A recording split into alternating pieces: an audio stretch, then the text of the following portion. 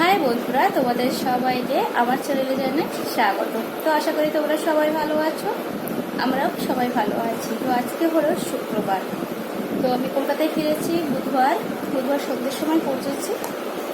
আর বৃহস্পতিবার ঘর পরিষ্কার করতেই সময় চলে যায়। এই 4-5 দিন গেছি, ধুলো মানে প্রচুর প্রচুর ধুলো। তো কালকে সারাটা দিন যায় আবার ঘর পরিষ্কার করতে। তো আজকে হলো তার কাল দিন পেরিয়ে আজ হলো শুক্রবার। তো এখন বাজে দুপুর 12টা মতো। তো এখন আমার রান্নাবান্না সব হয়ে গেছে, মানে তরকারিগুলো বানিয়ে নিয়েছি, ভাত বসেছে। তাই আমি একটু এসে ফ্যান চালিয়ে বসেছি। প্রচুর গরম পড়েছে, প্রচুর গরম। আর রান্না করতে গিয়ে আমার হাতটা গেছে আজকে। তো এত বছর ধরে রান্না করছি, কিন্তু আমার ওই হ্যাবিট এখনও যায়নি যে হাত পুড়ে যাবে। রেড হয়ে আছে, জ্বলছে পুরো হাত। এই হাতে এগুলো দাগ সব পোড়ার দাগ, মানে রান্না যে করি তার প্রমাণ। আজকে আবার এই জায়গাটা লেগেছে, কন্টিনিউ জ্বলে যাচ্ছে। তাই ফ্যান চালিয়ে এখন বসে আছি এখানটা একটু, কিন্তু বসেও লাভ নেই, বেশিক্ষণ বসতেও পারবো না, কারণ রান্নাঘর পুরো অগোছলো হয়ে বসে পড়ে আছে। তো সে গিয়ে সেগুলো পরিষ্কার করতে হবে। আর আমার দিয়ে নিয়ে আসতেন, একটু শুধু জাস্ট ঘরেই মুছে দিয়ে যেতেন, উনি আর এখন আসবেন না। ওনার প্রচণ্ড পায়ে ব্যথা, তো সবটাই আমরা করতে হবে এখন। তো বেশিক্ষণ বসে লাভ নেই, দেরি হয়ে যাবে। আর তোমাদেরকে একটা জিনিস দেখায়, তার আগে আরেকটা জিনিস দেখায়, সেটা হলো ওদের পাগলি কি করছে? হ্যাঁ, ও ক্যালেন্ডার নিয়ে কি ক্র্যাফট বানাবে ওটা ওরা দেখছে বসে বসে। ক্যালেন্ডারটা খুলে নিয়ে এসছে, ওরা এখন বসে দেখছে কি ক্র্যাফট বানাবে। ও যতক্ষণ পড়াশোনা করে বাকিটা বেশি করে বেড়ায়।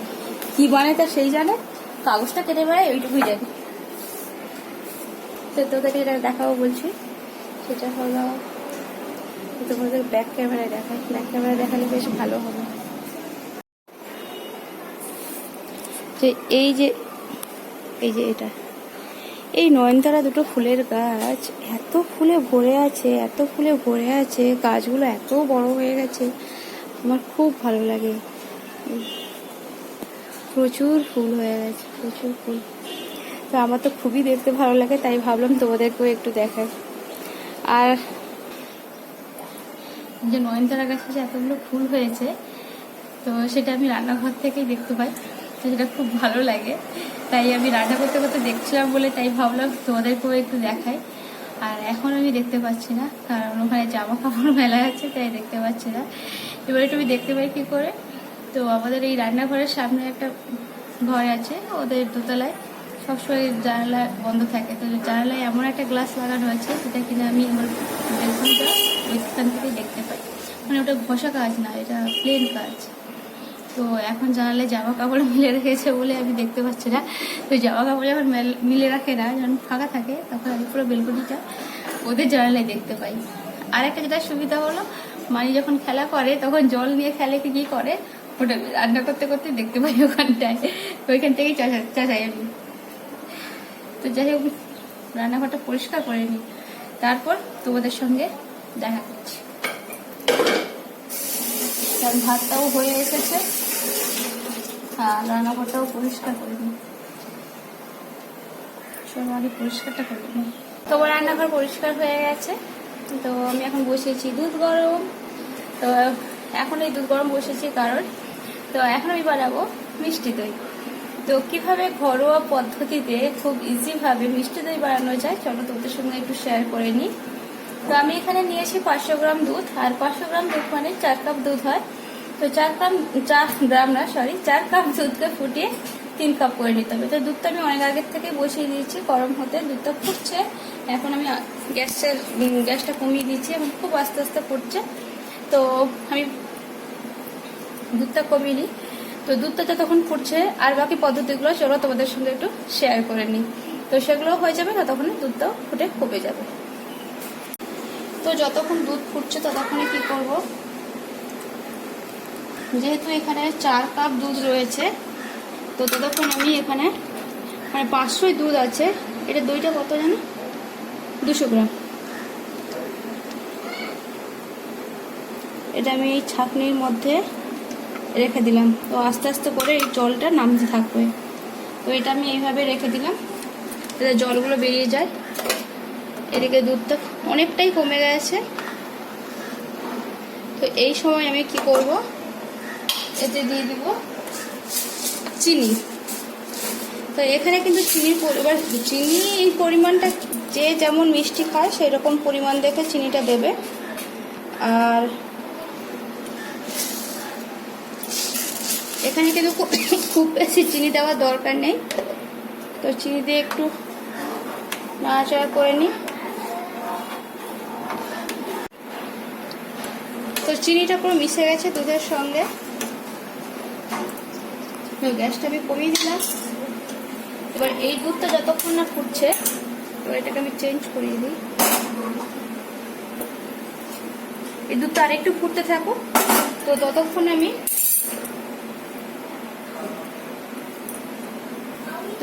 আমি বানিয়ে নিই ক্যারামেল। তো ক্যারামেল বানানোর জন্য নিয়ে নিতে হবে একটা ফ্রাই প্যান বা কড়া, যাই হোক।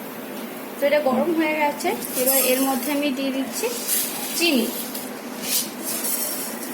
যেহেতু এখানে ওই মিষ্টিটা রয়েছে, এই চিনির মধ্যে কি রয়েছে, যেহেতু এখানে ওই মিষ্টি ব্যাপারটা রয়েছে, তাই আমি দুধে চিনিটা দিতে কম বললাম। আর যদি কারো প্রচুর মিষ্টি লাগে তখন দিতে পারো। তো এবার কি করতে হবে, এই চিনিটাকে কিন্তু কন্টিনিউ নাড়তে হবে মিডিয়াম আছে। তো এটা কিন্তু স্টপ করা চলবে না। আর এখানে কেউ জলও ইউজ করবে না, জল ইউজ না করাই ভালো। তো এই শুকনো হলে মানে শুকনো তাওয়া বা কড়াতে এই চিনিটা নিয়ে কন্টিনিউ নাড়তে থাকতে হবে। এটা একটু সময় লাগে। গ্যাসটা হাই না করে, আর লো করলে আরও দেরি হবে। তো একটু মিডিয়াম আছে, এটাকে কন্টিনিউ নাড়তে থাকতে হবে।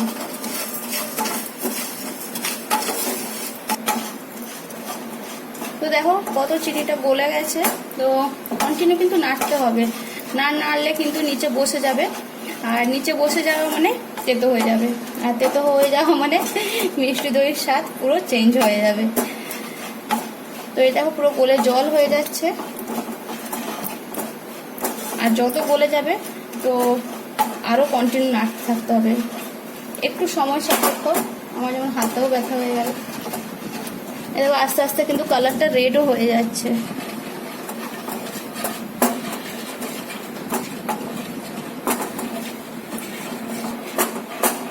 তো দেখো এটা পুরো রেডি হয়ে গেছে। তো এটা আর বেশি পাক করবো না, কারণ বেশি পাক করলে এটা তেতো হয়ে যাবে। তো এবার কি করব, এই যে আমি দুধটা এখানে ফোটাতে বসিয়েছিলাম, তো ওইখান থেকে আমি আস্তে করে অল্প দুধ নিয়ে নেব। তো এটা খুব সাবধানে করতে হবে, কারণ দেখতেই পাচ্ছ কেমন ফুলে উঠছে। তারপর দুধ দিয়ে এটা কন্টিনিউ মেশাতে হবে।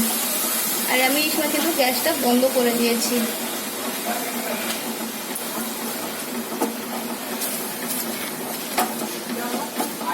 আরও একটু দুধ লাগবে।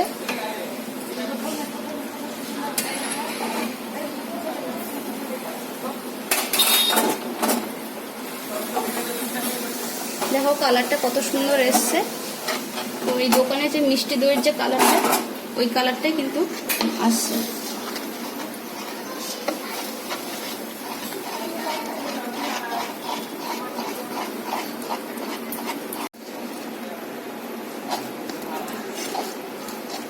তো এটা দুধ দিয়ে এটা পুরো মিক্সড করে নিয়েছি।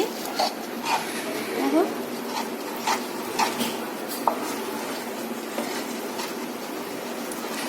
তো এখানে কিছু থেকে গেছে, এটাকে ভালো করে মিক্সড করতে হবে।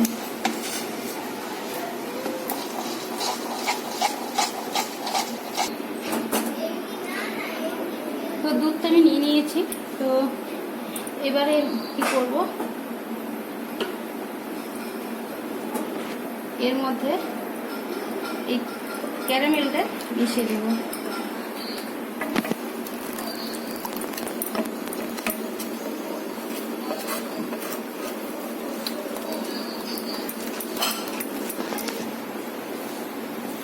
তো এটার মধ্যে আমি একটু দুধ নিয়ে ভালো করে মিশিয়ে নিয়েছি।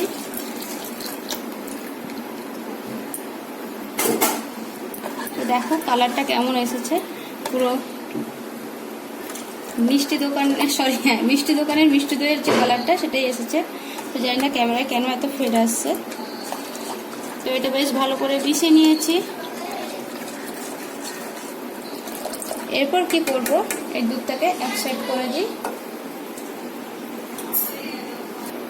তো একটা পাত্র নিয়ে নিচ্ছি, এবার এর মধ্যেই টক দইটা নিয়ে নিলাম। দেখো কত জল বেরিয়ে গেছে।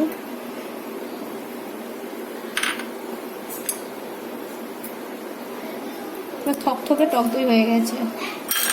এবার এই টক দইটাকে ভালো করে মিশিয়ে নেব, মানে ফেটিয়ে নেব। খুব ভালো করে ফেটাতে হবে যাতে টক দইটাতে ক্রিমি ক্রিমি ব্যাপারটা হয়ে যায়। খুব ভালো করে ফেটালে ওই ক্রিমি ক্রিমি ব্যাপারটা হয়ে যাবে।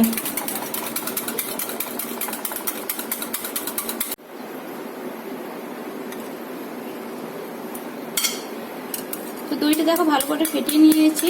দেখো কত সুন্দর ক্রিমি ক্রিমি ব্যাপারটা হয়ে গেছে। এবার আমি কি করব, এই দুধটার সঙ্গে এই দইটা মেশাবো। তবে হ্যাঁ, দুধটা এখন একটু গরম আছে, আরও একটু ঠান্ডা হওয়ার জন্য ওয়েট করতে হবে।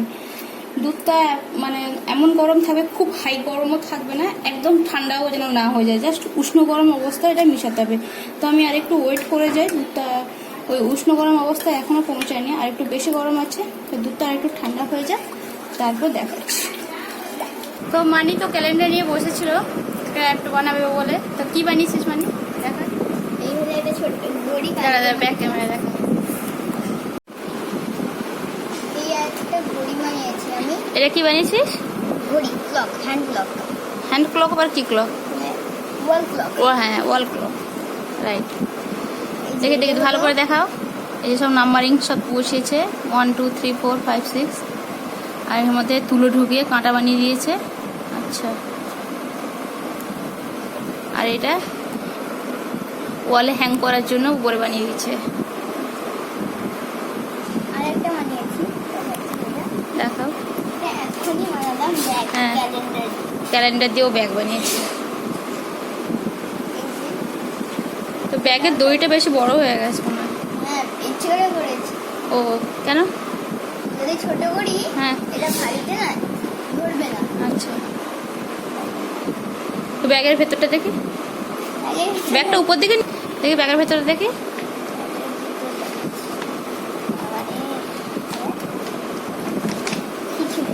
কিছু নেই। তো এই ব্যাগটা নিয়ে কি বাজার করতে যাওয়া যাবে? না, এটা ওই কত কষ্ট করে বানিয়েছি। তো বাজার করলে কি হবে ব্যাগটা? ছিঁড়ে যাবে। এটা হ্যান্ডার, এটা হ্যান্ডার ক্লক।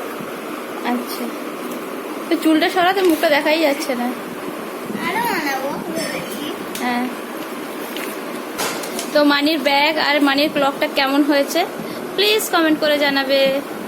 ওর এগুলোই হলো খেলা, ও সারাদিন এই ছবি করে। আরো কিছু বানাবো, সেগুলো বানালে তোমাদেরকে দেখাবো। তো চলো রান্নাঘরে যাই। তো দুধটা হয়তো এতক্ষণে ঠান্ডা হয়ে গেছে। সারাদিন এইসব করে বেড়াচ্ছি।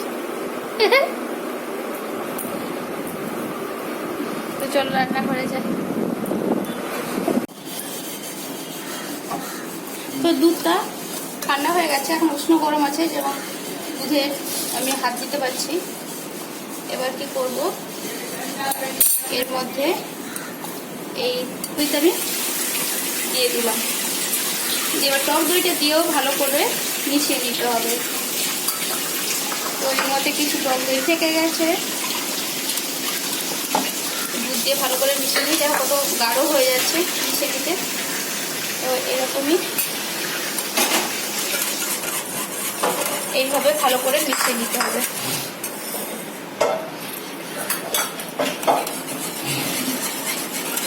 টক দই দিয়ে এটাকে এরকম ভালো করে মিশিয়ে নিতে হবে।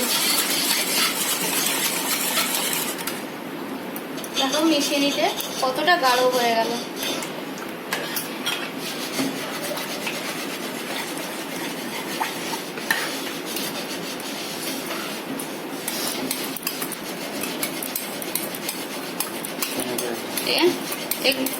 ভালো করে পরিষ্কার করে নিয়ে নিলাম।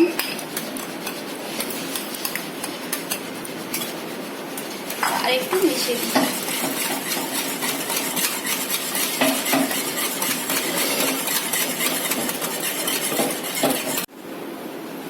তো এবার আমি এটা কাঁচের বাটি নিয়ে নিয়েছি। আর এই মিষ্টি দইটা মাটির পাত্রে বসালে বেশি ভালো হয়। যে যাদের কাছে মাটির পাত্র আছে তারাও বসাতে পারো। তো আমার কাছে এই কাঁচের বাটিটা আছে।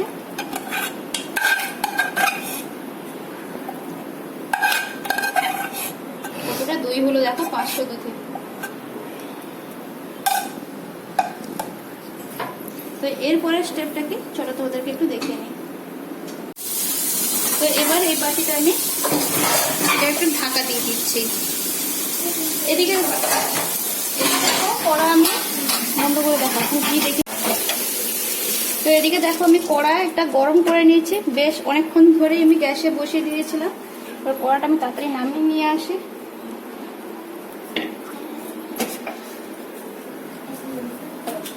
এবার কড়ার মধ্যে দিয়ে দিচ্ছি একটা তোয়াল। এটা দেওয়ার কারণ হলো এটা সবসময় মাথায় রাখবে তোমরা, মিষ্টি দই কিন্তু মানে দই কিন্তু গরমই হয়, সেটা মিষ্টি হোক আর যাই হোক, টক দই হোক, দই কিন্তু গরম হয়। এটা ঢাকা দিয়ে এই তোয়ালটা দিয়ে ঢাকা দিয়ে দিলাম যাতে গরমটা বেশিক্ষণ স্টে করে এর মধ্যে।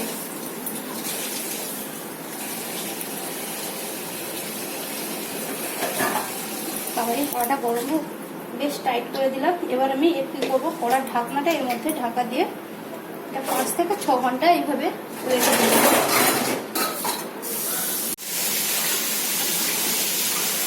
তো এটা আমি এরকম ঢাকা দিয়ে টাইট করে রেখে দিলাম। না ঢাকা দিলেও চলে, তাই এই জলটা গরমে ও থাকবে। কড়াটা কিন্তু খুব ভালো হিট করে নিতে হবে। আর একটা যেটা কথা, টক দই মিষ্টি দই কিন্তু মাইক্রো ওভেনেও বানানো যায়। এটা এইভাবে রেস্টে থাক 5-6 ঘন্টা। তো 7 ঘন্টা হয়ে গেছে। 7 ঘন্টার পর আমি ঢাকাটা খুলে দেখি।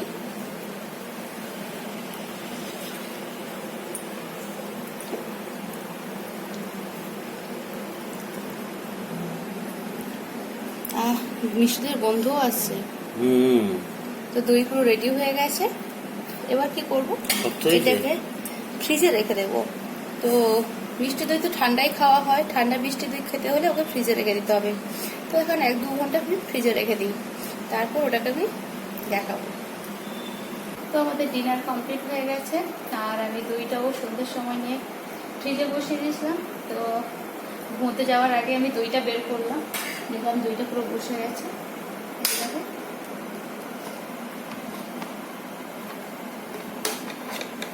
বসে গেছে দইটা।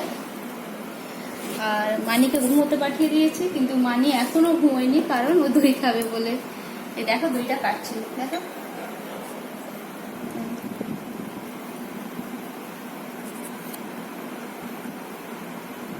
পুরো দোকানের মতন দই। তো এইটুকুই নেবো, এটা কালকে খাবো। কারণ মানি খাবে বলে ওয়েট করছে।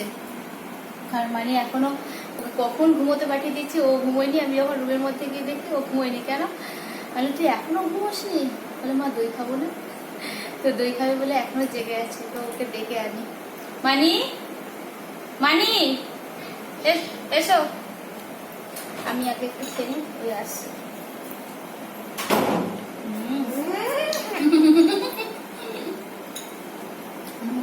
দারুণ হয়েছে।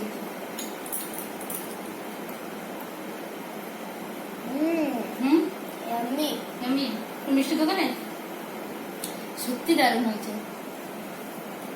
মানে বাড়িতে তো খুব কম খরচে এইভাবে তো মিষ্টি দই বাড়িতে বানানোই যায়।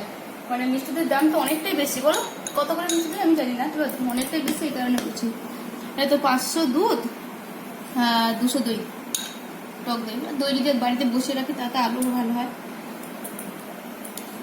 তো যাই হোক, এখন আর বেশি কথা বলবো না। তো এই ভিডিওটা আমি এখানেই শেষ করে দিচ্ছি। যদি আমার রেসিপিটা ভালো লেগে থাকে প্লিজ তোমরা সাবস্ক্রাইব করো, লাইক করো, আর কেমন হয়েছে ওটাও কমেন্ট করে জানো। তো আজকের জন্য এইটুকু থাক, দেখা হবে নেক্সট ভিডিওতে। Bye, good night.